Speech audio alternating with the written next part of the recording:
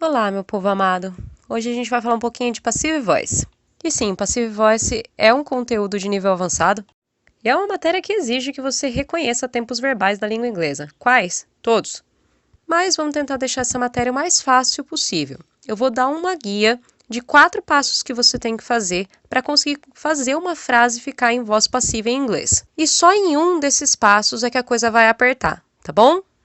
Para a gente começar, eu preciso saber o que é voz passiva em português para eu poder puxar o raciocínio. Vamos pegar essa frase aqui de exemplo. O menino chuta a bola. Na voz passiva, o objeto passa a ser a coisa mais importante da frase. O sujeito pode até desaparecer. E para que o objeto possa se tornar a coisa mais importante da frase, eu preciso colocar ele no início da frase. Já o sujeito, se não desaparecer, eu vou deixar ele lá para o final. Ele vira um negócio chamado agente da passiva em português, mas não faz diferença.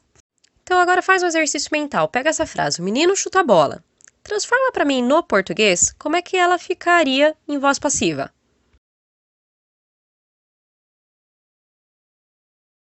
Ela ficaria assim, a bola é chutada pelo menino. Pode ser que a primeira coisa que passou na cabeça de alguns foi a bola foi chutada pelo menino, e não a bola é. Às vezes a gente acaba errando isso em português também, viu? É automático em português querer fazer passiva e jogar a frase no passado. Mas não, grava isso. A gente tem que manter o tempo verbal da voz ativa, que era o menino chuta a bola. Tá, até aí tudo bem. Agora vamos pensar essa frase e a tradução dela para o inglês. Ficaria the boy kicks the ball. A gente vai usar essa frase o tempo inteiro para fazer todos os passos, tá bom? Então a primeira coisa que eu tenho que fazer, se eu tenho muita dificuldade em inglês, é só trocar o sujeito de lugar com o objeto, mais nada. Vamos analisar. O sujeito aqui, quem que chuta a bola? The boy, o menino. E quem que é o objeto da frase? The ball, a bola. Então, um vai lá para frente e o outro vai lá para trás. Ok? Agora vamos pensar no segundo passo. Depois que eu fiz essa inversão, antes do sujeito da frase, que em português seria chamado de agente da passiva, mas não interessa, a gente vai ter que colocar um by, que significa por, pelo, pela. Para pensar em português, eu disse que a bola é chutada pelo menino. Então, eu preciso desse by aí. Fechou. A frase vai ficar assim por enquanto. A bola, blá blá blá, pelo menino. Já o terceiro passo vai ser pegar o único verbo e jogar ele na terceira coluna, no particípio passado. Pensa assim, o terceiro passo é jogar o verbo na terceira coluna. Terceiro passo, verbo na terceira coluna. Existem verbos irregulares e os verbos regulares. No caso do kicks, que é o chutar aí, a gente está lidando com um verbo regular. Então, passado de verbo regular, basta usar o ed. Então, vai ficar kicked. Se fosse um verbo irregular, também não ia ser tão difícil assim. Bastava pegar uma tabelinha de verbos e ver como que ele fica na terceira coluna. Então, até aqui a gente tem a bola chutada pelo menino. Agora, chegamos ao quarto passo. O quarto passo vai ser colocar o verbo to be, que vocês sabem que é o verbo ser ou estar, no mesmo tempo verbal que estava a voz ativa. Vamos pensar na frase The boy kicks the ball. O kicks ele está conjugado com S. Toda vez que a gente vê verbo conjugado com S é porque essa frase está no presente. E aí vocês vão ter que fazer o processo de lembrar. Tá, como é que ficava o verbo to be no tempo presente? No tempo presente o to be era am, are ou is. Reserva aí num cantinho esse to be. Agora, para saber qual to be usar o am, o are, o is, eu vou ter que olhar para the ball, para a bola. Eu sei que the ball representa o pronome it, e eu sei que a conjugação de verbo to be, eu não falo it am ou it are, eu falo it is. Então, essa frase do jeito certo ficaria the ball is kicked by the boy. Ao pé da letra, a bola é chutada pelo menino. E é nessa etapa aqui que mora a dificuldade, porque primeiro você tem que bater o olho na frase e identificar qual que é o tempo verbal que ela tá. Depois, você tem que saber como é que o verbo to be fica nesse mesmo tempo verbal. E depois, você vai ter que considerar o objeto da frase para saber qual verbo to be usar. E como vocês podem ver, no ensino médio a gente já aprendeu bastante tempo verbal para saber as formas tudo. E sim, galera, eu vou passar rapidamente com vocês tempo verbal por tempo verbal. Como é que você identifica mais ou menos aquele verbo e como é que vai ficar o verbo to be naquele tempo. Ah, que coisa boa. Então vamos lá. Simple present é quando fala eu ando como bebo. Em inglês, você vai identificar esse tempo verbal quando o verbo vier com S, porque o sujeito é he, she ou it, ou quando tiver o verbo lá de boa, sem ed, sem ing, sem have has na frente, beleza? Então, por exemplo, Sue mails a letter. Então, a Sue posta uma carta.